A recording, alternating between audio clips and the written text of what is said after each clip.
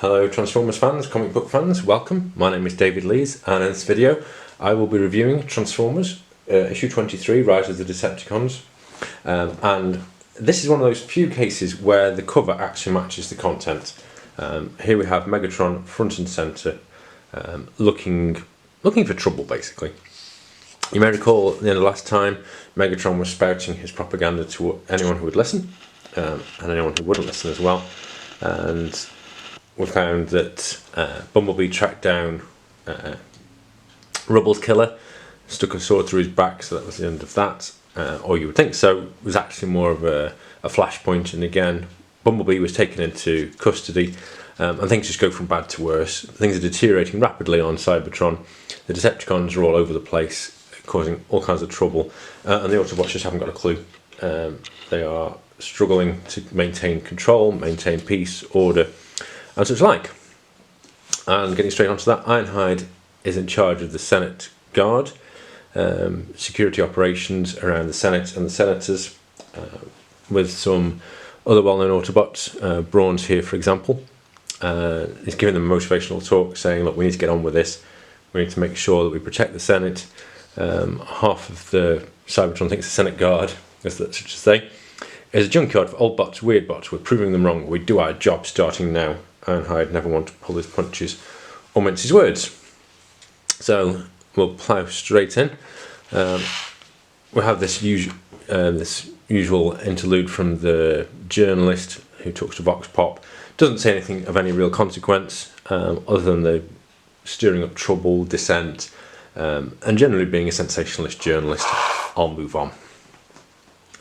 Outside the Senate, Prowl is on guard with his team.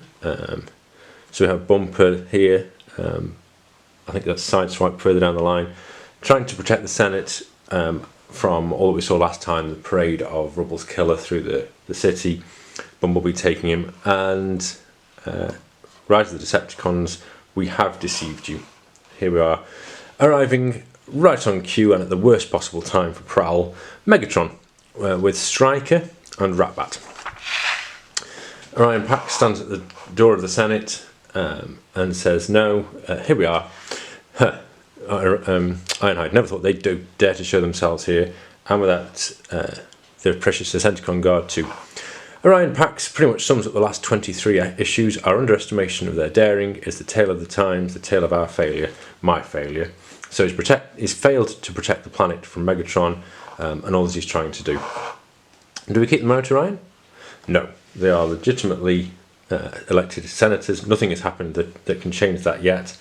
Megatron pretty much front and centre, as I said, straight to the point. I hope you have some room for some uninvited guests. There's an ideological discussion between the two. A beautifully drawn picture here of Megatron in semi-darkness, but significantly larger than Orion Pax. Looks taller, more heavily built, more aggressive, more dominant. Says Orion Pax should go back to being the head archivist of Cybertron, and then walk straight past him. So all that talk about failures of the times and the tale of the times being Orion's failure to understand Megatron just gets repeated. No change there then.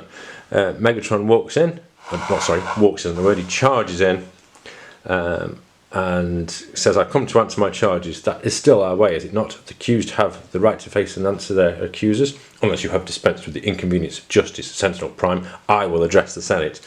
So Megatron gets an interplanetary platform where he can speak to everybody. Meanwhile, very briefly, Starscream taunting Bumblebee, who is now behind bars for murder. So I understand your reluctance to talk. I imagine it reflects some kind of trauma, inner turmoil, that sort of thing. Starscream's just needling Bumblebee, and Bumblebee's having none of it. I don't like Bumblebee much. I've said this before. I'll keep saying it. It's just one monologue from Starscream saying you're on the wrong side. Meanwhile, Prowl's outside saying, there's no trouble out here, Chromia. Not much calm, but not much going on. Cyclonus turns up just to make a cameo. Don't ask me why. We could just easily turn the page, and will do. And Megatron addresses the Senate and the planet. Rejoice, Cybertron, rejoice. I have come to set you free from all the fears that the Autobots have put on you. Orion Pax, meanwhile, stay alert, you two. I do not think Megatron came to parley or to plead his case. Oh, really? But you let him in anyway. Megatron, Sentinel Prime would have you call us Decepticons. You think it is some slur or slight. He is wrong. We are the Decepticons, for we have deceived you. Love the artwork on Megatron here. I think he looks brilliant. He's back to his devious self. More of the same. Megatron really gets into gear, starts ranting and shouting. We've allowed you to believe that we would wait forever for this Senate, for the Autobots to awaken. No more. While you have stagnated, we have worked, imagined, we have talked. The rise is gone. They've surrendered to us, not to the Autobots, but to the Decepticons. And this Senate is gone. You have sat for too long for any good you've been doing, so let us have done with you. I say that you are no Senate worthy of the name. In the name of Primus, go. Now. A wonderful picture of Megatron here at full force, with the trigger word now, and all around the planet, the Decepticons activate. There are Micromasters and infiltration troopers here, there and everywhere. Clench and Apeface start on some Autobots out at one point. There's some Seekers here, I'm not sure exactly which one, and takes out the Autobot guard on the roof. Meanwhile, Orion finally realises something's up. There's acid coming through the roof, and after the Storm Seekers come through, set off a huge electrical explosion. Chaos everywhere. Infiltration troopers come in. It looks like Ravage possibly, with maybe Laserbeak. I couldn't say for sure. But the Autobots get completely overwhelmed here, there, and everywhere. Ironhide tries to marshal a defence. Stryker comes in, transforms to his tank mode. We have no need for your Senate guard in here, Ironhide. We have no need for a Senate. I'll just take that up. There we go. Lovely artwork, some bright colours finally. And it's all just going horribly wrong for the Autobots. They get ejected at speed. There's Brawn and Ironhide, possibly, and a couple of others. Looks like it might even be Sunstreaker. Blasted out from the Senate projection now, and so they set the interplanetary projection.